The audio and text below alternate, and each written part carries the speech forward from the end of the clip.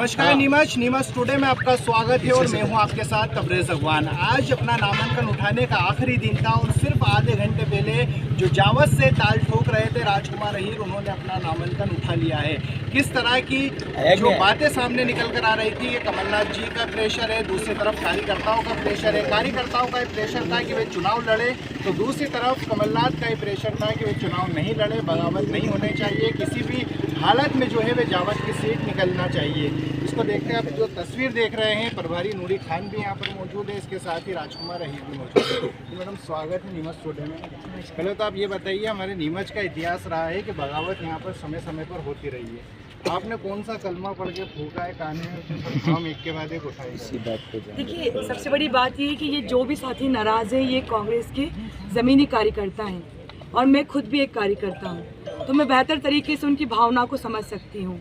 और ये सब चीज़ जो हुई है वो कमलनाथ जी का विश्वास है, चाहे वो विश्वास राजकुमार अहीर जी के लिए हो या नूरी खान के लिए हो। और कमलनाथ जी के इस विश्वास की वजह से ही आज फिर राजकुमार अहीर जी ने अपना त्याग दिया है। अब ये उनकी एक तपस्या है इतने लंबे समय की, जिससे वो पीछे हटे हैं। ऐसे में उनके कार्यकर्ताओं का भावुक होना और परेशान होना, ये बहुत ही दुख करने वाली बात मेरे लिए भी थी। मैंने भी कमलनाथ जी को बताया कि इस तरीके से सारी चीज़ें चल रही हैं। कमलनाथ जी ने स्वयं संपर्क साधा कई बार। मुझे पूरे इस ज़िले में सबसे ज़्यादा बार अगर किसी के साथ संपर्क साधा गया तो राजकुमार अहीर जी हैं। क्यों? क्योंकि कमलनाथ जी का एक कहना था कि वो मुझे पूछते थे कि कैसा है वो, मैं कहती थी कि बहुत मजबूत है, तो मुझे कहते थे मेरा आदमी है, बहुत पुराना है। तो उनका बहुत पुराना आदमी वो आज कैसे मुख्यमंत्री की दौड़ में कमलनाथ जी को अकेला छोड़ सकता था? तो उसी पुराने रिश्ते को निभाने के लिए आज इन्होंने कहा है कि कमलनाथ जी मेरे राम हैं, तो हनुमान आगे आए हैं और लंका जलेगी और भाजपा की जलेगी। क्या लगता है जावद सीट का अब किस तरह के समीकरण बैठेंगे जावद में? देखिए, नीमच जिले की तीनों सीटें जीतने के लिए हम प्रयासरत हैं, प्रयास करेंगे और हमारी सरकार बनेगी, कमलनाथ जी मुख्यमंत्री बनेंगे। राजू भैया, बहुत कश्मकश भरा मामला हो गया था। कार्यकर्ता एक तरफ कह रहे थे आपको कि आप चुनाव लड़े, दूसरी तरफ कमलनाथ जी का प्रेशर था। किस तरह के हालात बने, क्यों फॉर्म उठाया गया?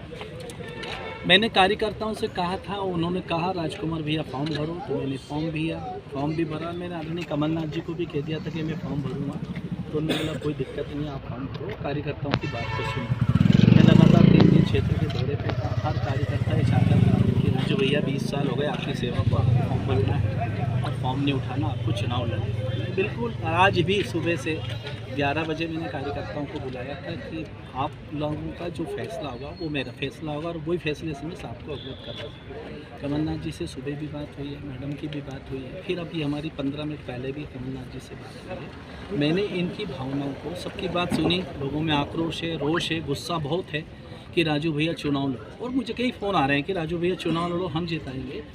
जब तक घर नहीं जाएंगे तब तक हम चुनाव नहीं जीता रहे। तो इतनी स्थिति में मैंने कहा ठीक है, आपकी बात को भी मैंने रखा, मैडम ने भी रखा कार्यकर्ताओं की, और दोनों बातें कमलनाथ जी को बता दी कि सब इस तरीके से आक्रोश है, गुस्सा है।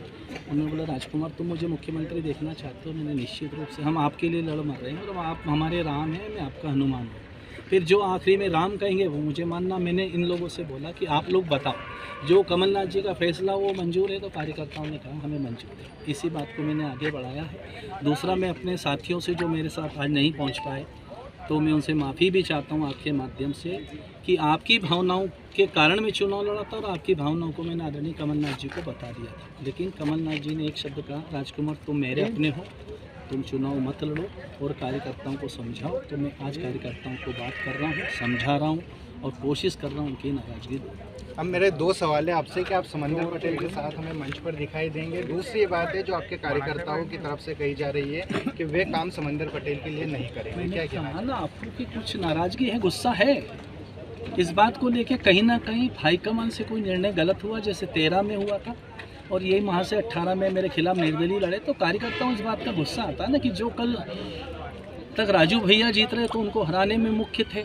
तो निश्चित रूप से चाहे आप हो, आपके खिलाफ कोई करता तो आपको कोई गुस्सा आता, तो ये कार्यकर्ताओं का गुस्सा जायज़ है और मैं इन सबसे चर्चा कर रहा हूँ और इनकी कोशिश करूँगा कि इनकी नाराज़गी दूर हो। उसके बाद मैं इनके कहे अनुसार ही अगला कदम उठाऊँ। जावद सीट को जिताने के लिए अब राजकुमार अहीर की क्या भूमिका रहेगी? कार्यकर्ता मेरे लिए कार्यकर्ता हैं, और जहाँ कार्यकर्ता होते हैं वहीं नेता होता है। आज अगर मैं जो भी हूँ, छोटा भी नेता हूँ, तो वो इन लोगों के कारण। मैंने कहा मैं इन कार्यकर्ताओं से जो मेरे यहाँ तक नहीं पहुँच पाया उनसे भी चर्चा करूँगा, वरिष्ठों से भी, जो मेरे साथ 20 साल से बिना स्वार्थ के लगे हुए हैं, बिना लोभ लालच के। 20 साल में कभी भारतीय जनता पार्टी का शासन रहा है तो कोई सत्ता में भी नहीं थे कि लोभ लालच के कारण मेरे साथ लगे, लेकिन इनका त्याग, इनका बलिदान मेरे को हमेशा याद रहेगा। तो इन लोगों ने जो कहा है, इनकी बात को मैंने साहब तक, कमलनाथ जी तक, हाईकमान तक पहुँचाया है।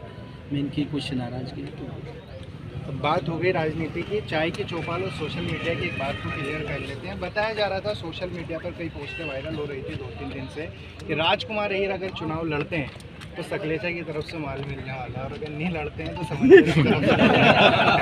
क्या है मामला? अब आप बीच का कोई रास्ता बता, कमलनाथ जी के नाम पे सब मामला निपट आप गया। बीच का एक रास्ता बता दें। मेरे तरफ तो कुआं है, एक तरफ कुआं, एक तरफ खाई, दोनों तरफ आरोप लग रहे। मैंने अभी समुंदर पटेल की भी बात कही कि वो मुझसे, वो या उसका कोई साथी मुझसे आंख मिला के बोल दे कि राजकुमार ने किसी भी स्तर, आज तक मैंने बात भी नहीं की समुंदर पटेल से। एक आध बार फ़ोन आया था, मैं जानता भी उसका फ़ोन है, मैंने काट दिया था, मेरे को बात नहीं करनी थी, तो मैंने आज तक उससे बात भी नहीं करी। उससे पूछो कभी जीवन। तो उसके जो साथी ने आरोप लगाया, मैं अगर कुछ करता तो खुले रूप से, मैं किसी से डरता नहीं हूँ, आप लोग जानते हैं। मेरा कार्यक्रम, मेरी शैली, मेरा बात करने का सब आप परिचित हैं। जो भी है खुला, अगर कोई और बात होती तो मैं आपके सामने खुला करता, लेकिन मैंने कोई बात नहीं की है, ना आज करूँगा। और सब खुला खुला बता रहा हूँ कि मेरी कोई शर्त नहीं, मेरी एक शर्त है कि कमलनाथ जी के कारण, मेरे राम जी के कारण, और कमलनाथ जी को मुख्यमंत्री बनना चाहता हूँ, उसके सामने सब चीज़ें गौर। मैडम, आप तो इन दोनों के बीच में कितने खोके दिला रहे कौन से? मैं तो आश्चर्य कर रही हूँ कि अगर राजकुमार अहीर की जगह कोई और व्यक्ति होता तो जरूर सौदा करता, पर ये उस नेता का पट्टा है जिसने सीएम की कुर्सी त्याग दी पर सौदा नहीं किया। और आज इन्होंने भी सिर्फ कमलनाथ जी की एक बात पर उनकी बात का वचन रख लिया और कोई सौदेबाजी नहीं की। तो ये थे हमारे साथ प्रभारी नूरी खान और राजकुमार अहीर, जो तमाम सवालों के जवाब मिले हैं, किस तरह से फॉर्म उठाया गया, किस तरह से एकजुट होकर लड़ने की बात कही गई, और इसके साथ ही जावर विधानसभा को जीतने का दावा किया गया। बने रहिए न्यूज़ टुडे के साथ।